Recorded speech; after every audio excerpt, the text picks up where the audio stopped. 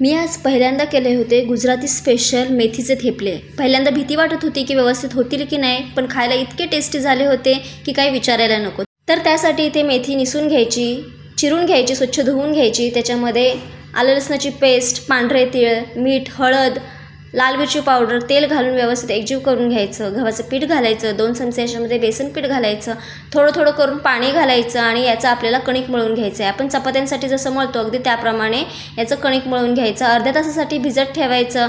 अर्ध्या तासानंतर त्याचे गोळे तयार करून घ्यायचे आणि अशा पद्धतीने आपल्याला याचे थेपले तयार करून घ्यायचे आहेत. तवा गरम करून घ्यायचा, तव्यावर तेल लावायचं, हे थेपले तव्यावर घालून घ्यायचे आणि दोन्ही साईडनी छान तेल लावून आलटीपलटी करून भाजून घ्यायचं आहे. तर तुम्हीसुद्धा नक्की ट्राय करून बघा. लहान मुलं आवडीने खातात, त्यांना टिफिनला देऊ शकता किंवा तुम्ही नाश्त्याला सुद्धा करू शकता.